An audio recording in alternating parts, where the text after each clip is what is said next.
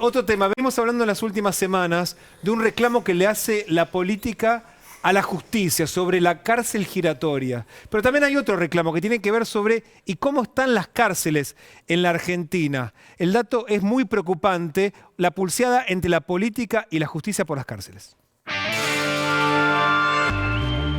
Hoy una cárcel es un intervalo entre dos detenciones. O sea, una persona es detenida, la sociedad dice, bueno, nos quedamos tranquilos, ya fue detenido, pero cuando sale no hay ninguna posibilidad prácticamente que no siga delinquiendo. Tenemos que entender que esa persona, hoy le estamos agregando penas en el cuerpo, además de la pena de la libertad. Y entonces no hay manera de que nos salga con un tremendo resentimiento. Así que es un trabajo que María Eugenia nos ha dicho que tenemos que desarrollar. 37.000 presos en la provincia de Buenos Aires, 2.200 nuevos presos por año. El trato o el maltrato a veces. Bueno, hoy tenemos un problema que no vamos a poder resolver, y esto también es importante, no lo vamos a resolver durante todo el gobierno de María Eugenia Vidal, que es el hacinamiento. El hacinamiento. No se va a resolver. Mucha gente, muy importante pocas plantearlo. Mucha gente, pocas cárceles. La última cárcel grande se construyó en el 2001, con lo cual no hay cárceles y cada vez hay más detenidos, con lo cual están uno encima del otro. Por lo menos vamos a resolverle que tengan salud, que tengan trabajo, que se los eduque y que tengan comida, ¿no? Que es algo elemental. Recién a fin de año vamos a tener un colchón por preso. Hoy no hay un colchón por preso. Entonces están hacinados, duermen turnándose en el colchón. Entonces esa situación genera una violencia tremenda. Si encima no tienen comida, si encima no tienen salud, si encima no tienen agua potable y no se les da trabajo o una salida educativa, bueno, tenemos una dificultad. No, por es eso, un horror, la descripción. No, la política reclama, bueno, que vayan todos presos, que queden presos, pero ahí, donde estaba describiendo el mismo ministro de Justicia bonaerense, que dice, va a haber un colchón por cada uno a fin de año, pero reconoce que eso genera violencia. Pero a fin de año se va a resolver.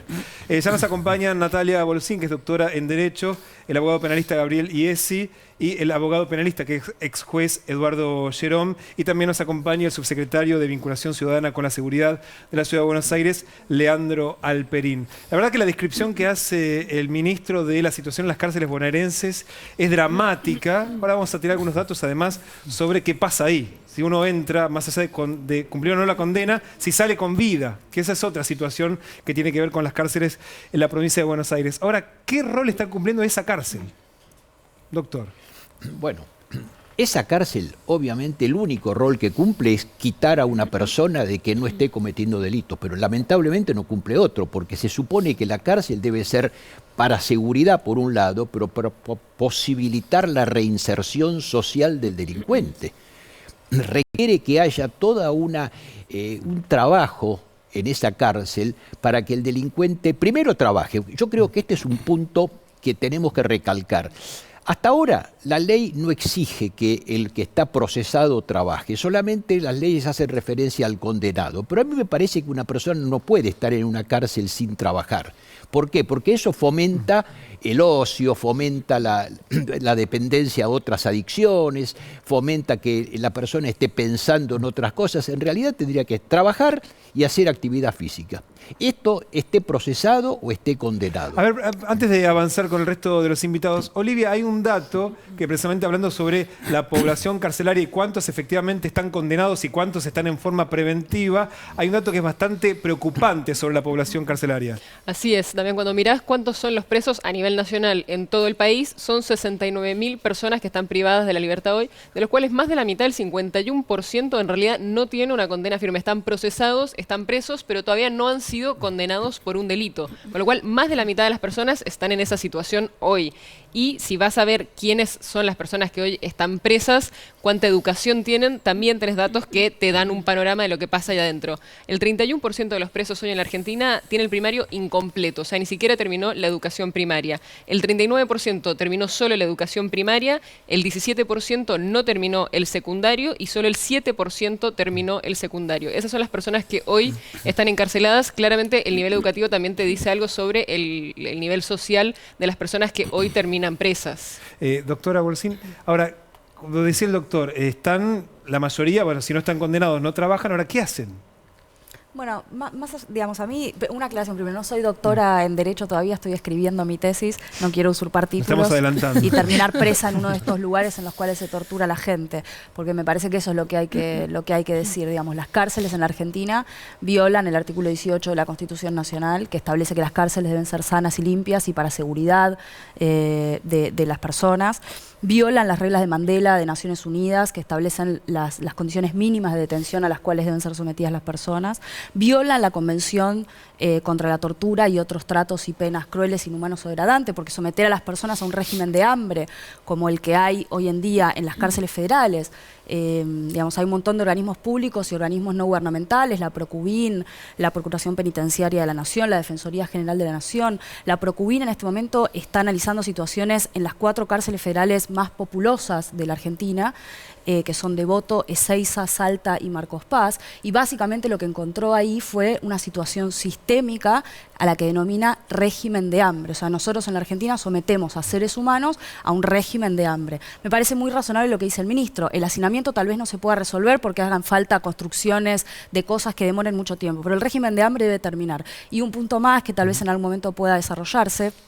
La razón por la cual hay un régimen de hambre en las cárceles federales en la Argentina no es que no tengamos presupuesto. Esto es lo más importante que tenemos que entender, es esto. El presupuesto está. La cárcel de Ezeiza, por ejemplo, para alimentación tiene un presupuesto suficiente que implica 3 canastas familiares. ¿Se lo roban? Exacto, sí. Lo que hay es corrupción. Entonces, cuando pensamos en estas cosas, no le estamos pidiendo al gobierno que multiplique los panes y los peces, como hacía Jesús. Le estamos pidiendo que controle que los funcionarios del Servicio Penitenciario Federal no se queden con la comida de los presos y coman, esto puntualmente, comen chinchulín vacío, asado, mientras a los presos se le dan huesos pelados, que son el núcleo de la res de la vaca, les tiran huesos pelados a los seres humanos que están ahí, mientras ellos comen chinchulines y asado. Doctor. Bueno, en primer lugar, para hablar de cárceles hay que conocer las cárceles, no dejarse llevar por lo que uno lee. Los que ejercemos el derecho penal, como el doctor Jerome y quien te habla, conocemos las cárceles, tenemos o hemos tenido clientes que están detenidos, y lo que dice Natalia no es así en el Servicio Penitenciario Federal, por lo menos en los penales que conozco. Y la mejor visión de esto te lo dicen los internos. Cuando vos hablas con los internos, y en el ejercicio de profesión tenés un interno detenido, y el interno te cuenta la situación, no te cuenta esta situación. No miremos por un lado lo que marcan algunos organismos de los que vinculados a organizaciones como la Procubin u otras visitan los penales y cuál es la realidad.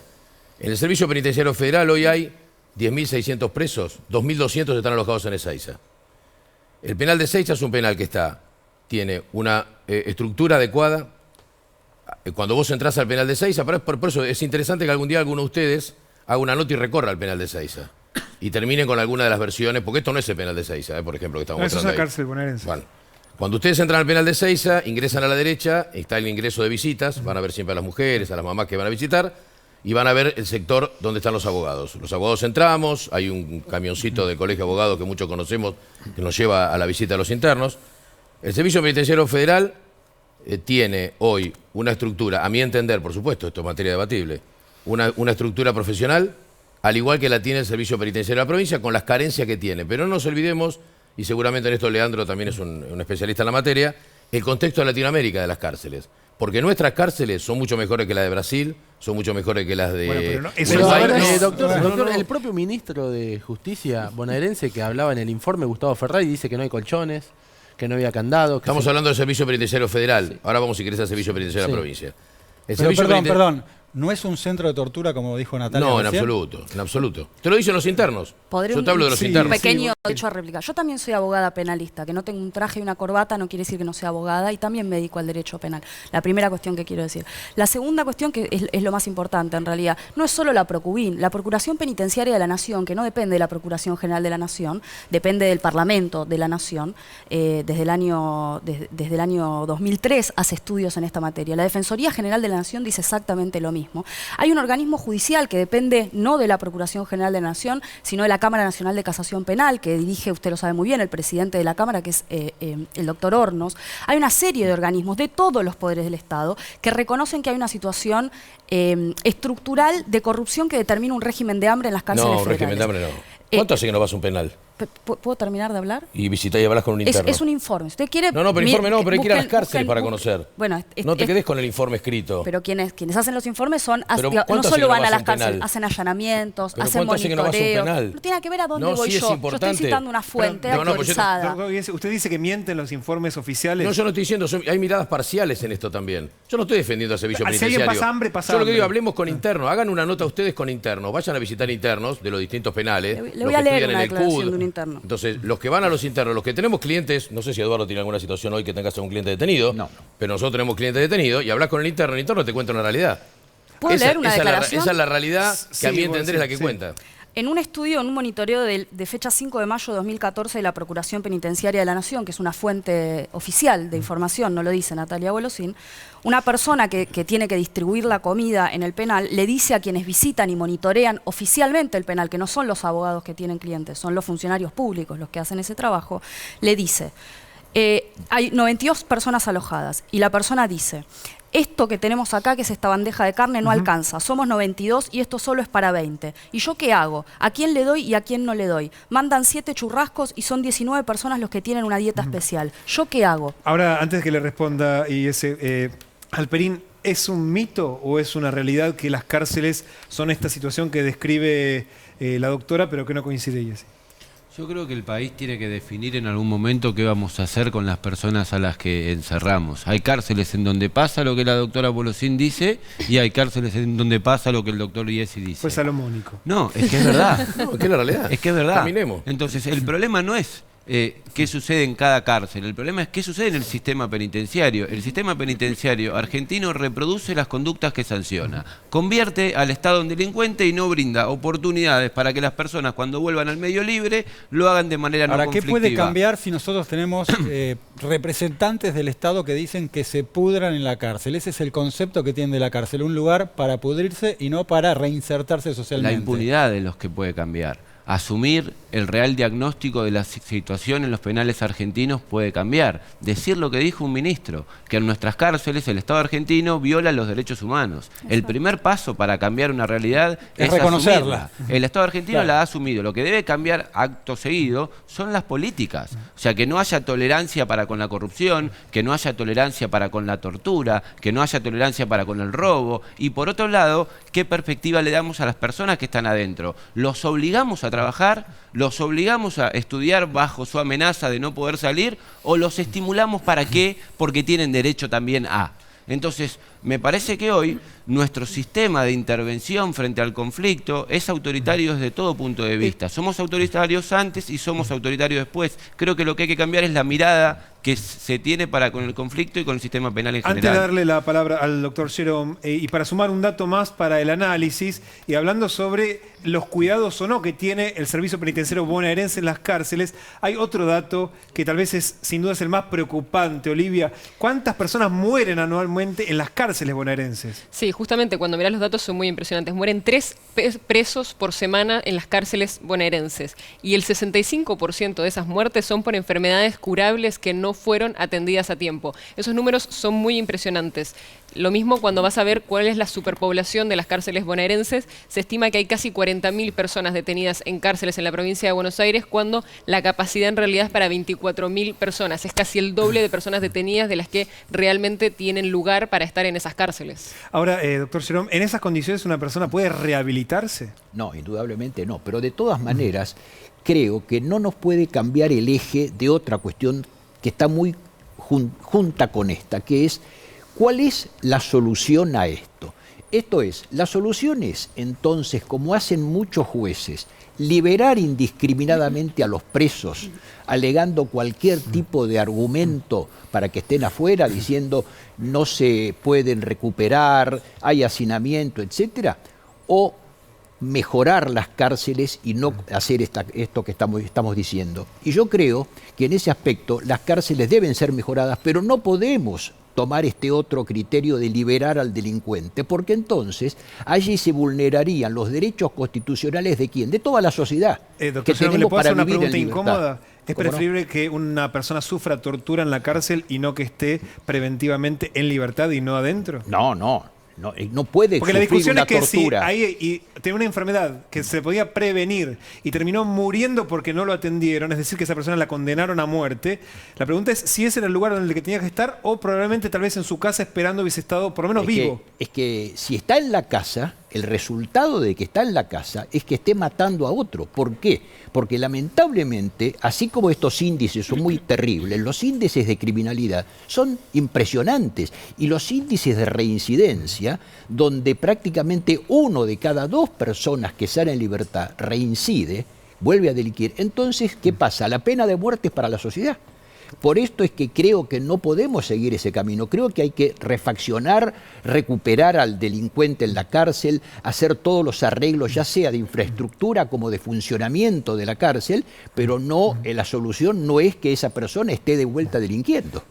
Borcín, la persona No, tiene que estar en esta cárcel o es preferible que no esté adentro de esa Me cárcel. parece que es una, digamos, no es una opción el planteo. O sea, tenemos que poder resolver las dos Pero es la cosas al mismo- realidad, más allá No me parece que esa sea la realidad, porque no es que la opción frente, digamos, la opción que, a ver, te voy a dar un caso concreto, la opción que tiene el juez no es lo libero porque en la cárcel lo van a torturar o incluso se autoflagelan, hay presos que se autoflagelan y se suicidan por las condiciones de tortura que sufren. Esto no es un invento, hay casos reales de personas que son sometidas a torturas, algunos personas muy jóvenes. La opción no es lo libero porque en la cárcel lo van a torturar o necesito un arreglo tan estructural de la cárcel que va a tomar una vida. Hay cosas que se podrían hacer hoy en día y que los jueces, incluso los jueces penales, si tuvieran un poco más de creatividad, podrían llevar adelante. Por ejemplo, hay organismos que han solicitado medidas cautelares en casos de corrupción vinculados con el régimen de hambre de algunas cárceles federales, para pedir la intervención del sistema de administración del Servicio Penitenciario Federal, que es en el cual se observa que alguien se está quedando con un vuelto, por ejemplo, porque casi todas las empresas que proveen alimentos a las cárceles federales son siempre las mismas de hace muchos años,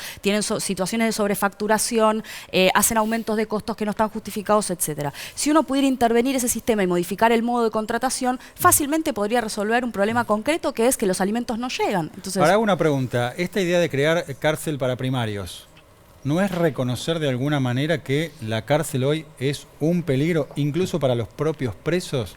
Digo esto por esta discusión que tienen ustedes. Es que lo es. Lo que representa, lo es. Es que es un peligro para los que están presos, es un peligro para los trabajadores penitenciarios y es un peligro para la sociedad. Hoy la cárcel hace todo mal. Está bien, yo no lo estoy discutiendo, lo discutían entre ustedes dos, ¿no? Entre Natalia y Yassi, que decían, ella decía que se torturaba y Yassi lo relativizaba. por supuesto que son generalizaciones, digamos. Yo Sí, estoy no, diciendo que todas las digo, cárceles y ese federales... están todos de acuerdo que es Porque así. son dos cosas, ¿no? Una es qué hacemos con ese 51% que está en una prisión preventiva y otra es si correspondería que vaya a una cárcel de primarios. O sea, para aquel que delinque o tiene una primera condena, tendría que haber una cárcel Pero especial. eso ¿no? está Teniendo- previsto también en la ley, la diferenciación del lugar del alojamiento por la perspectiva que hay con esa persona, ya está previsto. El problema es que en las cárceles el Estado no respeta la ley.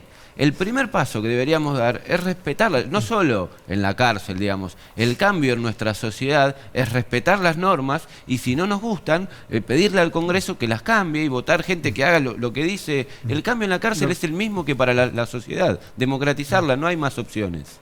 El 80% de los internos en los penales trabaja. ¿Ustedes saben qué se hace en Ezeiza?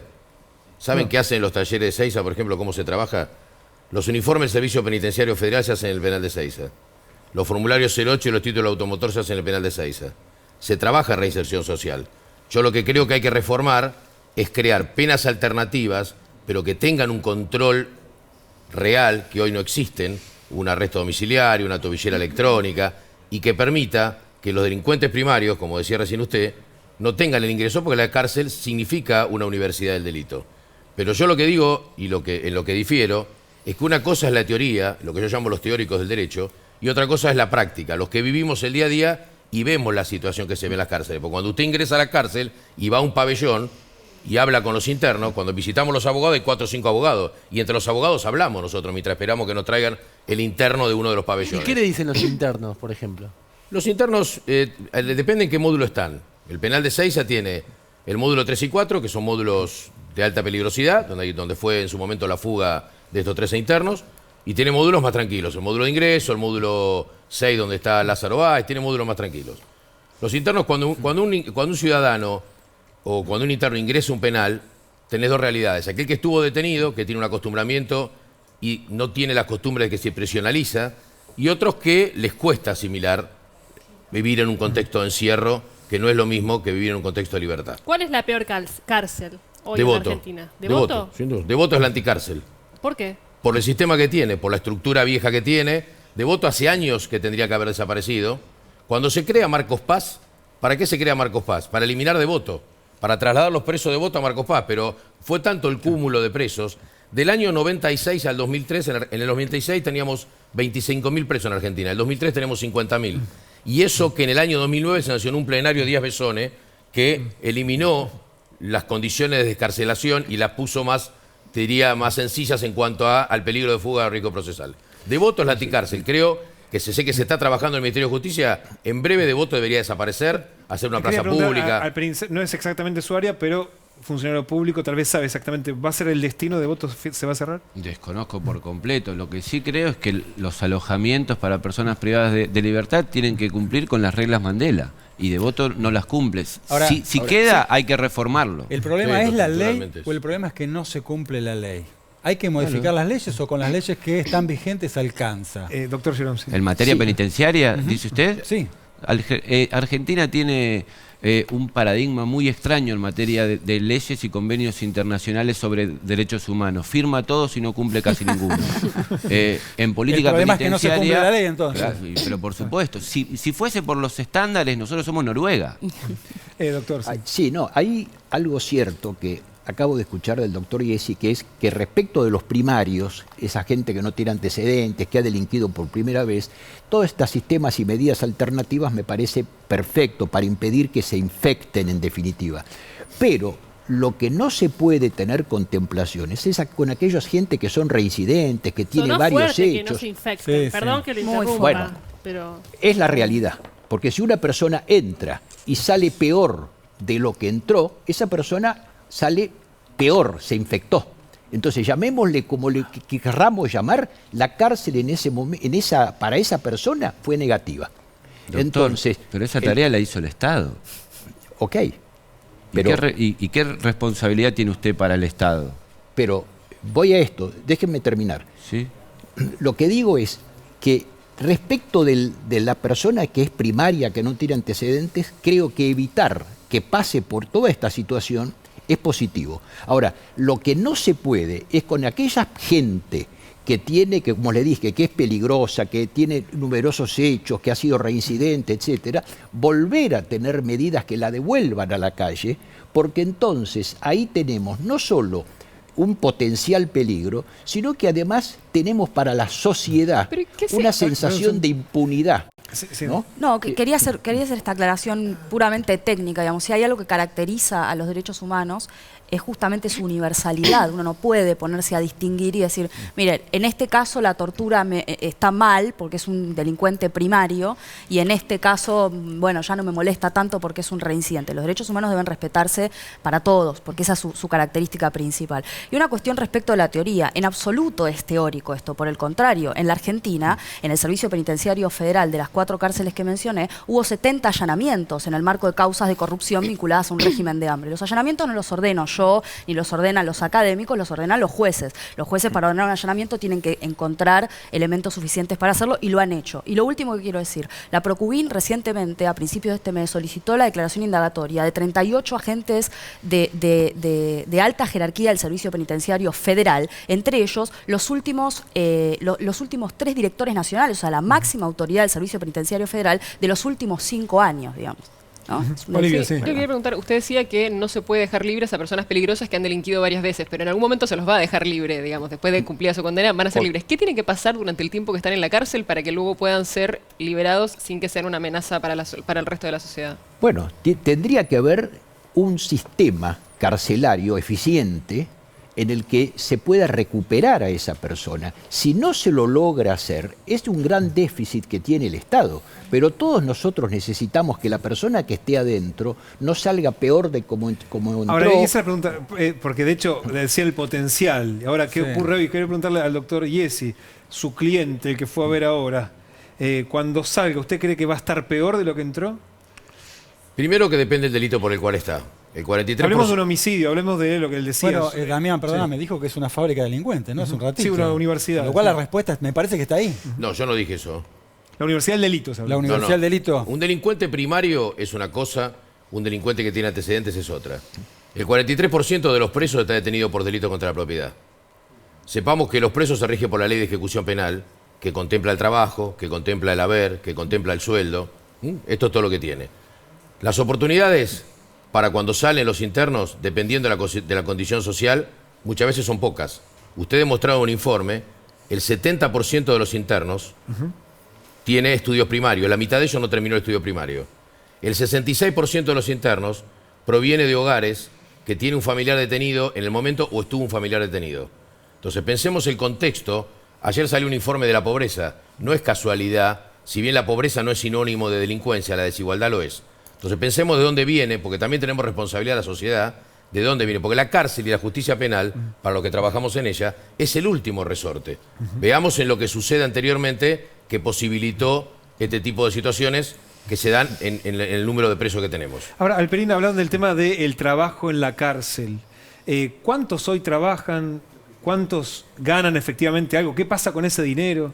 Según el penal, hay cárceles en donde trabajan prácticamente todos y hay cárceles en donde trabaja prácticamente ninguno. El problema, vuelvo a repetir, es la perspectiva y si se garantizan derechos o no se garantizan. ¿Y qué se hace cuando no sucede esto? Lo que está pasando hoy en las cárceles argentinas es precisamente eso. Nosotros miramos lo que ocurre en las cárceles en función del miedo que tenemos en relación al delito en el medio libre. Y lo cierto es que las cárceles no van a resolver el problema de la delincuencia en la Argentina. Apenas el 1% de los que delinquen identificamos a un autor y de esos algunos van presos. Bueno, nos está quitando todas las esperanzas de lo que nos dicen que va a solucionar el problema. Es que lo que pasa es que nos vienen mintiendo. Nosotros tenemos un Estado que es reactivo y el delito se trabaja de manera preventiva. O sea, las cárceles no sirven para evitar el delito. Las cárceles no sirven para evitar el delito en una sociedad que tiene problemas de delito como el nuestro, en donde la mayoría de los que delinquen no van presos y como dijo el doctor Iesi, la mayoría está por delitos de contenido patrimonial, igual a los de vudú,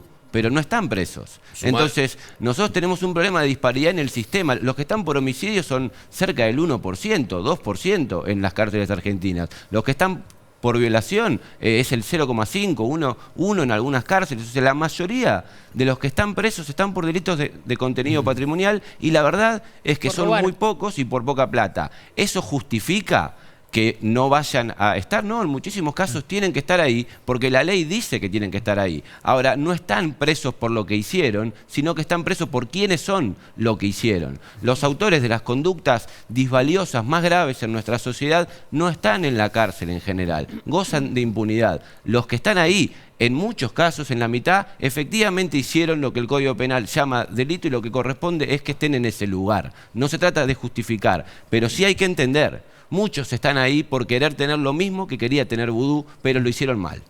Y con un agravante, perdón. Que Iesi no es tan crítico de la situación en las cárceles. No, soy realista.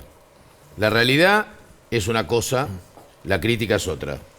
El Servicio Penitenciario Federal tiene una realidad.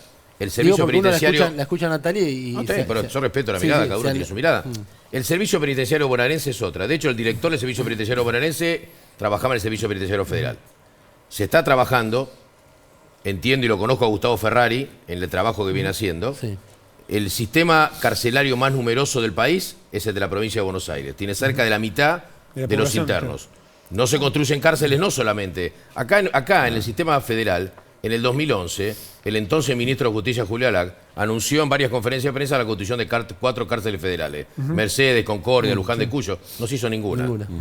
En la provincia de Buenos Aires hay cerca de 2.500, 3.000 pesos que están en comisaría, que tampoco pueden estar. Entonces hay una reforma estructural que hacer porque han aumentado la cantidad de internos. Y sobre todo, y suma lo que decía Leandro, una gran cantidad, cerca del 35%, son de narcotráfico. El narcotráfico ha aumentado la cantidad de internos y no solamente, no pensemos, decimos narcotráfico, solamente el de consumo, el del porro, porque están también detenidos líderes de organizaciones Nos quedan que comercializan. Muy poquitos minutos. Sí, quería agregar algo que me parece muy importante a todo esto, que es un agravante, que es la gran cantidad de presos que están sin condena. Y esto es terrible. ¿Por qué? Porque la lentitud judicial lo único que logra es que haya gente que no tenga una una condena encima, algo que dicen, bueno, yo acá estoy pagando este delito, etcétera, sino que está en una situación híbrida en la que no está condenado, está procesado, tiene un régimen diferente, etcétera. Pero fundamentalmente, ¿qué es? La sociedad, la gente, cuando un hecho se comete hoy, un hecho de trascendencia, etcétera, y la condena se produce muchos años después, ya desapareció del imaginario colectivo. O sea, tiene que tener un cierre esa causa, sea de una forma o de otra, en un lapso breve. O sea, ahí sí hay un déficit de la justicia. Es no un tiene déficit que ver de la justicia, absolutamente. Bueno, más o menos de la justicia. Yo coincido totalmente con el diagnóstico y con la preocupación, pero digo, no sé si es solo un déficit de la justicia, porque para agilizar los procesos necesitamos un código acusatorio. Se sancionó uno hace unos años y el gobierno actual lo tiene suspendido, tal vez por buenos motivos, tal vez haya que modificarlo, pero es necesario que avancemos con un código que agilice los procesos. Ahora, y para finalizar, porque ya nos tenemos que ir, hoy de vuelta a la pregunta que se hacía, y de hecho usted fue juez, hoy cuando se reclama que contra la puerta giratoria, sobre todo es el caso preventivo, ¿qué conviene? ¿Que esté ahí adentro, en esa universidad del delito, o vemos qué hace? Yo creo que lo que se reclama es que cuando salen de la cárcel no vuelvan a producir daño, ni para con ellos, ni para con terceros, ni para con sus familias. ¿Cómo? El Estado tiene la responsabilidad. Para eso creo que el camino empezó a tener algún norte. El Estado asume, tanto en provincia como en el federal, que hace las cosas mal, convoca a todos, trabaja en resolver el problema y ahora lo que tiene que hacer es hacerlo bien. Doctor Giese, para cerrar. Cortito, tenemos patronatos liberados que no existen.